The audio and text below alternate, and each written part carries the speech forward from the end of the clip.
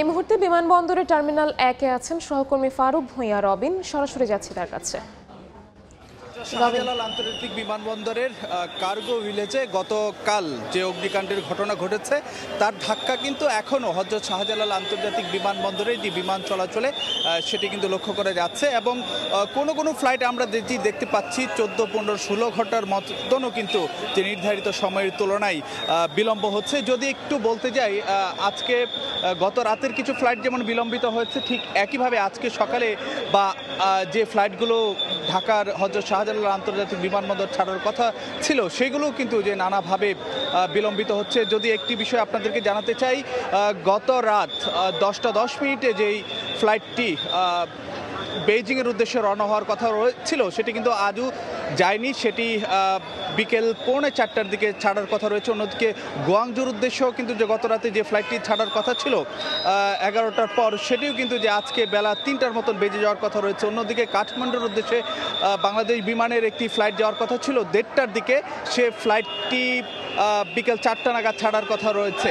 অন্যদিকে মালের উদ্দেশ্যে 9:30টার দিকে একটি মানে ইউএস বাংলার একটি ফ্লাইট যাওয়ার কথা ছিল, সেটি 1:30টার পর ছাড়বে। অন্যদিকে মাসকাতের উদ্দেশ্যে 9:30টার দিকে যে ফ্লাইটটি ছাড়ার কথা ছিল সেটি দুপুর 2টা নাগাদ ছাড়ার কথা রয়েছে। ঠিক একইভাবে বেশ কিছু ফ্লাইটগুলো কিন্তু যে ছাড়ার কথা রয়েছে, মানে বিলম্বে ছাড়ছে। তার ফলে কিন্তু যে যাত্রী সাধারণ যারা রয়েছেন তারা বেশ ভোগান্তিতে তাদের মধ্যে পড়তে হচ্ছে। বিশেষ করে যারা ট্রানজিট যাত্রী রয়েছেন তাদেরকে কিন্তু বড় ধরনের একটি ভোগান্তির বা অনিশ্চয়তার মধ্যে থাকতে হচ্ছে। আরও কিছু ফ্লাইটের কথা যদি জানাতে চাই, ব্যাংককের উদ্দেশ্যে যে ফ্লাইটটি ছাড়ার কথা ছিল সকাল 10টা নাগাদ, সেটিও কিন্তু যে এখন মানে বেশ বিলম্বিত হয়েছে।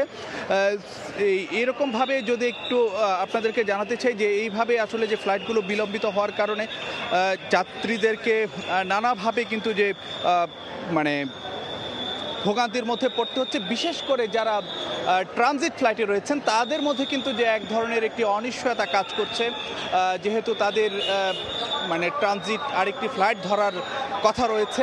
তো যদিও তাদেরকে নানাভাবে যে এয়ারলাইন্স কর্তৃপক্ষগুলো তাদেরকে আশ্বস্ত করছে বলেই কিন্তু সেই যাত্রীরা জানাচ্ছেন। তো এই ছিল আমার কাছে সবশেষ খবরাখবর হযরত শাহজালাল আন্তর্জাতিক বিমানবন্দর থেকে। শাহজালাল আন্তর্জাতিক বিমানবন্দরের টার্মিনাল 1 থেকে আমাদের সাথে সরাসরি যুক্ত হয়েছিলেন সহকর্মী ফারুক ভূঁইয়া রবিন।